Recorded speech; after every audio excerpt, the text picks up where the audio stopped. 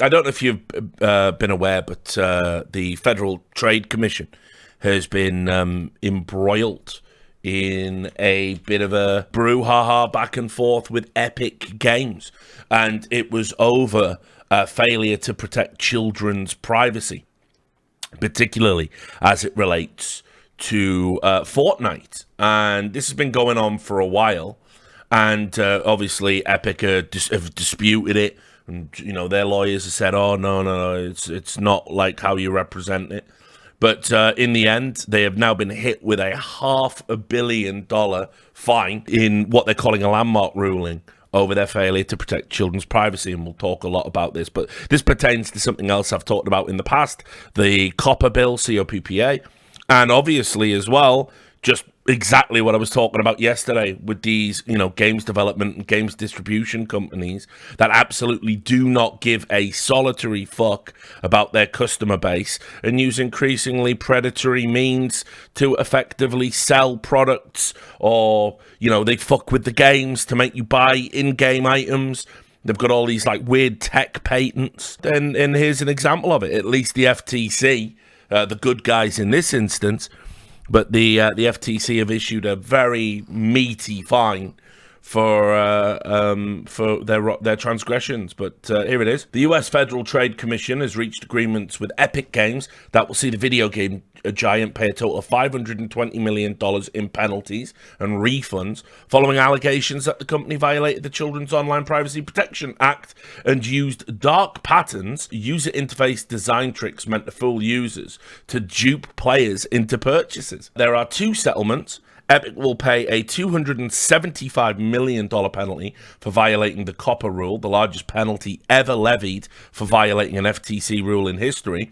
As part of this agreement, Epic will also adopt a strong privacy default setting for children and teens, meaning communications via voice and text will be turned off by default. Now, this is interesting as well, because I wonder what other games development companies we can think of might have to make changes to their recent recent tech updates around voice chat. For example, think the story we did about Riot Games and obviously later Activision Blizzard wanting to automatically record voice chat so they could algorithmically review it later and see whether you'd said anything naughty and ban you for it. And definitely 100% will absolutely not use that data for anything else, and certainly will delete the recording in a timely fashion, but one that's completely unspecified. Does make you wonder about that, but also just how you implement voice chat in general might be a good idea to get ahead of it if you have voice chat in your games and sort of just have them turned off by default anyway. The second part of it is Epic paying $245 million to refund consumers affected by the Fortnite's dark patterns and billing practices, which is the largest refund amount the FTC has ever obtained from a video games retailer. As our complaints note, Epic used privacy-invasive default settings and deceptive interfaces that tricked Fortnite users, including teenagers and children, said the FTC chair Lena M. Khan. Protecting the public, and especially children, from online privacy invasions and dark patterns is a top priority for the Commission, and these enforcement actions make clear to businesses the FTC is cracking down on these unlawful practices. So, dark patterns, because you're going to hear that term quite a lot. This is the definition as it was presented in court. The FTC say dark patterns are designed to take advantage of consumers' cognitive biases to manipulate consumer conduct or delay consumer access to information needed to make a fully informed decision. And they also say that these patterns are often used in combination, resulting in an even greater manipulative effect. It notes that digital design techniques can be particularly manipulative, given technology's ability to gather massive amounts of data about consumer identities, online behavior, behavior and to experiment more easily, frequently, and at scale. So, for example, things that might be included in the design elements of dark patterns could be things that induce false beliefs that, for example, you're getting a saving when you're not, or a product might be being removed from the marketplace to generate FOMO, fear of missing out, but it isn't. It will be resold again at a later date.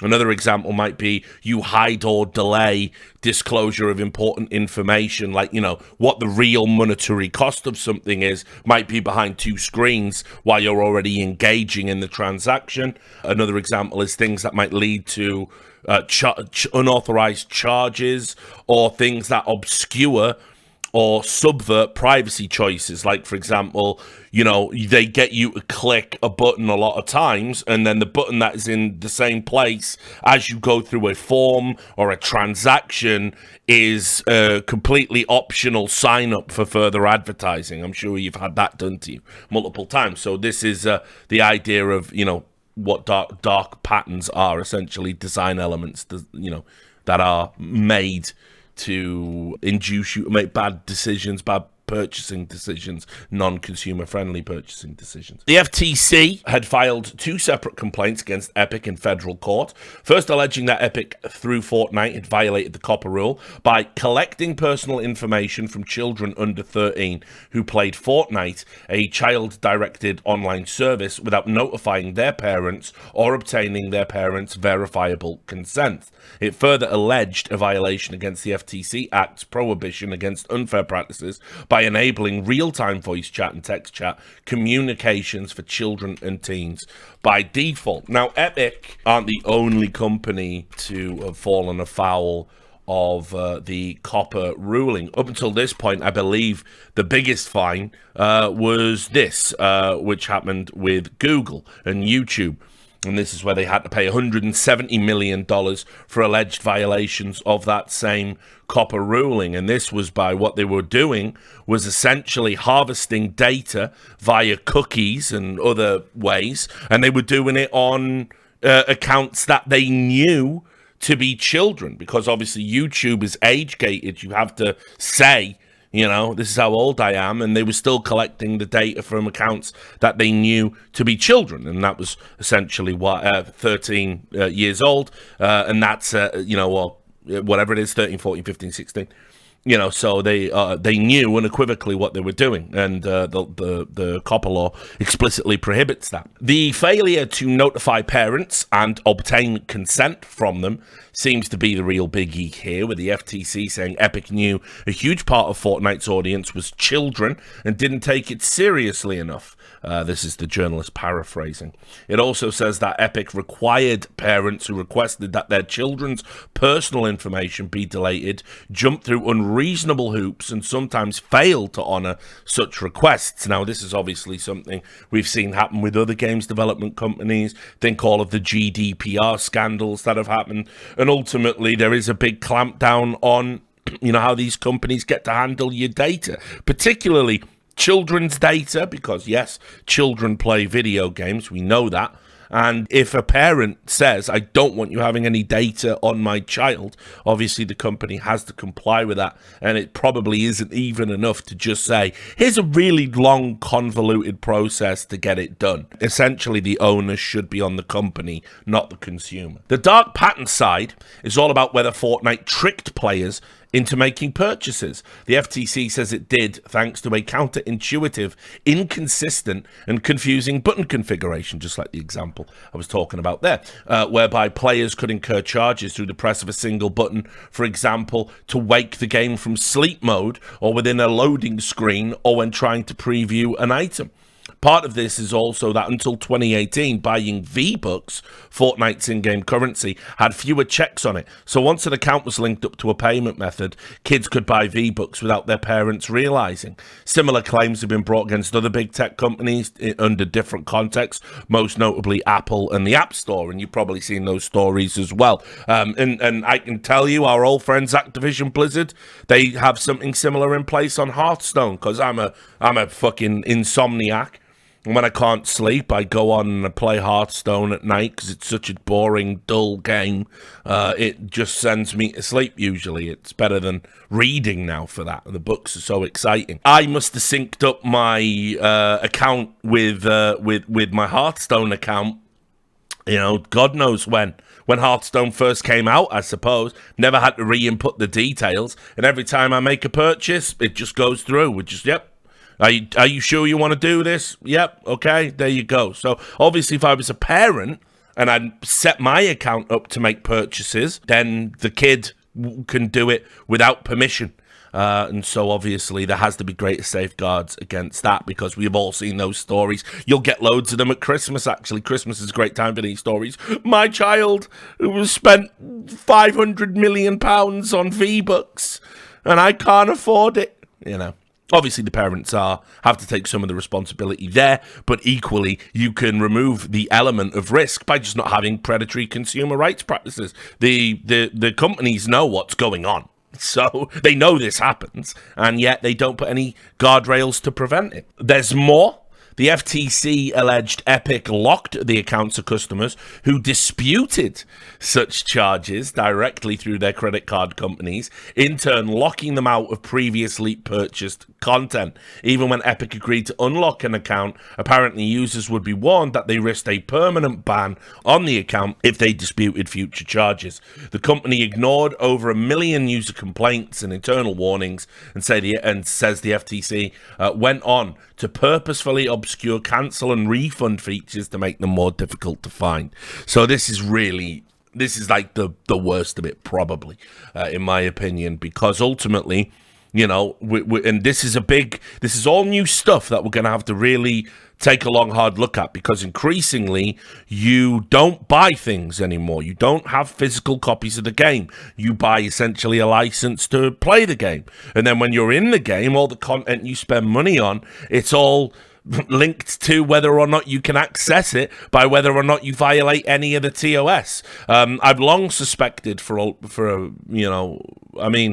years, that I think Riot Games' business model with how they suspend accounts is linked to the idea that people will have multiple accounts. If they get a 14-day ban on one, they go and they log into another. And if you've got two accounts that you're both using, you're probably going to double dip and buy your favorite cosmetics and buy certain items and spend certain money. So, that's an issue right there that probably needs to be looked at as well. But just crucially, you don't really own any of this shit. And so is it right that if, through no reason of your own, you're disputing a payment that's been made through perfectly valid means, if you ever make a credit card payment that you don't think is fair, or you feel you've been, ripped off, you go to the credit card company and you put it on hold while you resolve that dispute. Epic Games' response is to lock you out of an account that might have, hundreds of thousands of dollars of cosmetic items on it.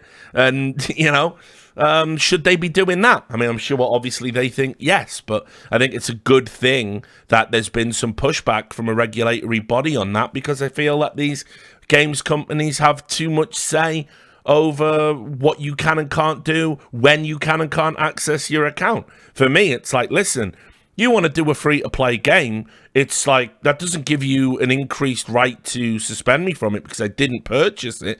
You chose the freemium model as a business model because you know that there will always be whales. Whales are people that fucking disproportionately spend money on the game. That alone will drive the fucking business forward. It's a good business model. So, yeah, I don't know. I think this is a big W for the FTC, and actually a big W for consumer rights. What's interesting, though, is Epic didn't want to frame it that they'd done anything wrong, even in their statement. Rather, they sort of spitefully and petulantly put out a sort of very different version of events, because obviously these companies will never admit when they're wrong. And see, this is Epic FTC settlement and moving beyond long-standing industry practice. In other words, we're carrying the can for what everyone else is doing, right? That's what they're saying. Epic has reached a settlement, and again, you'll notice their language is, oh no, we're totally cool, we're paying it, but it's kind of a bit weird that we have to, really, for these reasons. But anyway, but we're happy to settle. Epic has reached a settlement with the Federal Trade Commission. In it, Epic will pay $245 million to the FTC to resolve concerns related to past designs of the Fortnite item shop and refund systems in Fortnite. Obviously, they're stressing it's not like that anymore, which the FTC will use to distribute to Epic customers at their discretion. Epic will also pay $275 million to the FTC to resolve concerns related to children's privacy in Fortnite. No developer creates a game with the intention of ending up here. The video games industry is a place of fast-moving innovation where player expectations are high and new ideas are paramount. Statutes written decades ago don't specify how gaming ecosystems should operate. The laws have not changed, but their application has evolved, and long-standing industry practices are no longer enough. We accepted this agreement because we want Epic to be at the forefront of consumer protection and provide the best experience for our players. So in other words, the reason we're happy to accept this massive fine is because we just care so much about the consumers that we were ripping off and violating the privacy of. And it wasn't even really our fault that we did it. It was the law's fault all along. Over the past few years, we've been making changes to ensure our ecosystem meets the expectations of our players and regulators, which we hope will be a helpful guide for others in our industry. In other words, we're taking the bullet for y'all. This is talking specifically about the payment and refund systems. This is where they sort of dispute the characterization the FTC said in that passage I just read you from the PC Gamer report. But you can see here it says, saving payment information by default is a common way to streamline the checkout process so players do not have to re-enter their payment method every time they make a purchase. We've agreed with the FTC to change this practice, and we now offer an explicit yes or no choice to save payment information. It was as simple as that. It just didn't have to happen automatically. Simple as that. Pushing a button to complete a purchase is one of the most commonly used and easiest mechanics to complete online purchases. Games should go above and beyond to make sure players even more clearly understand when they are making a purchase with real money or with virtual currencies to prevent accidental purchases. The first V-Bucks scandal was this, that, you know, there was a shop component, this is like years ago, but there was a part of the shop where it sort of like made it look like you were paying with V-Bucks, but in reality it was coming out of your bank account. We don't want players to pay for something that they did not intend to. Since May 2018, Fortnite has had a refund token system and an undo purchase system. But now we've gone further. We've updated our payment flows with a hold to purchase mechanic that reconfirms a player's intent to buy as an additional safeguard to prevent unintended purchases, alongside instant purchase cancellations and self-service refunds. Again, things you would imagine would have been there from the start. And then on the children's privacy issue, they said developers who create a teen-rated or mature-rated game can no longer assume it won't be deemed to be directed to children, according to the United States Children's Online Privacy Protection Act. This is an interesting sort of little rankle in the system, because what has always long been argued by companies is that if we slap, boom, we put a fucking age restriction on our product, and then, it does find its way into the arms of children. Children are playing it. Children are engaging with it. It's not our problem. That's always been what these corporations sort of have stated, and that's generally, until COPPA, been kind of the go-to understanding. But of course, just anyone that's engaged with reality, anyone who's played an online game will tell you that that's just not true at all. You know, you can say Peggy 18 all you fucking want, you're gonna bump into a fucking 12-year-old playing that game at some point. And so if it's something that's going to happen, something you can't prevent, should we not have increased safeguards to protect those children, regardless of whether or not the content is ostensibly meant to be age-gated? Well, it just seems to me to be, best practice is protect children in digital spaces as much as you can, of course. So, but obviously this costs time and resources, and by extension money for the big companies. So they don't like it, do they? They don't like doing that. Younger players who are interested in higher rated games can find ways to access them. Oh, no shit. Developers should proactively create age-appropriate ways for players to enjoy their games. Fortnite is rated teen and is directed at an older teen and college-aged audience. That doesn't pass with me at all. It seems to be, the whole style of it seems to be very aimed at young teens. I wouldn't, yeah, I mean, again, it's hard because teenagers today are really fucking immature, like, compared to my generation, you know, like, they like, 19-year-olds behave like fucking 13-year-olds, you know? So, it is sort of difficult to know what their target demographic is, but just with the art style, the way that violence is depicted in the game, to say you're aiming it at fucking college-aged people seems beyond the pale to me. I think most people will certainly have grown out of Fortnite by their 20s, unless of course you're playing it competitively, or you know, yeah, it feels like a kid's game to me. We recently rolled out cabined accounts, a new type of epic account that provides a tailored experience that is safe and inclusive for younger players. Players under 13 or their country's age of digital consent, whichever is higher,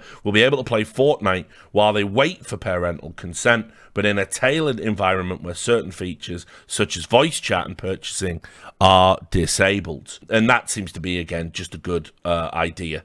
I mean, yeah, obviously, if you're a kid, why do you even need to have the purchase options in the game? You can't make any adult decision about it. You don't have a job, you know? So, and voice chat, I mean, look, the media is hysterical with a lot of this stuff. For example, there was unironically an article that made the claim that white supremacist terrorist groups were using Fortnite to recruit children, right? Which just doesn't. It just seems like a borderline satanic panic, classic American nonsense. But the thing that would worry me most of all, obviously, with the voice chat, is just the sheer volume of fucking nonsense that infiltrate, you know, young adult and teenage and child spaces. I mean, I've written about it myself, you know, I've took Twitch to task over it, still haven't ever heard an official statement addressing it. Cecilia D'Anastasia's continue to do that work. It's now a mainstream understanding that there are a lot of predators lurking in Twitch chats and using Twitch streams to access children, and still Twitch haven't taken a stand on it. But you know, this is typical of a lot of these companies. Twitter the same, you know, until the lawsuits come, they're just going to be very tight-lipped, and then they'll certainly tell you at that time, these are all the things that we did. Well, why not tell us now? Anyway, and while games developers may be familiar with COPPA, they may not be aware of its global application. COPPA is just one of the many regulations addressing children's privacy around the world, which are expanding to include teens. This means games developers should expand youth privacy protections to include all players under 18. In September, we implemented high privacy default settings for players under the age of 18.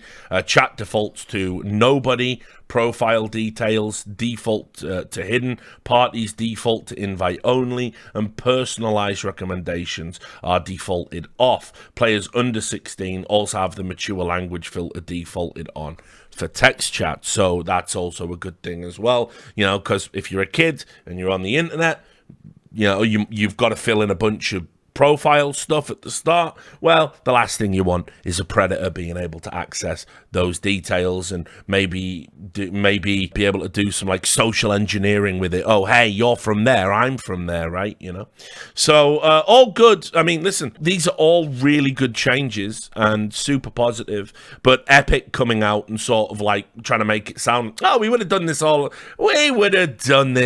along. Nah, I don't buy it. In fact, they've done some absolutely outrageous consumer practices in the short time they've been a company, and that to me has been probably one of the reasons why so many people are resistant to them as a company. You know, I don't, like, for example, I don't care about all the Epic exclusives controversy that came up. I mean, if you're a console gamer, you know that you use exclusivity to sell entire systems. So it's only PC gamers that, you know, get all upset about it. But certainly, I think as a company, it's not just this. There was also the potential for Chinese influence, and obviously there was aspects of their client that operated like spyware, I believe, at one point. So they've definitely engaged in some unsavory practices, and this will go some way to addressing those. And good on the FTC, of all things.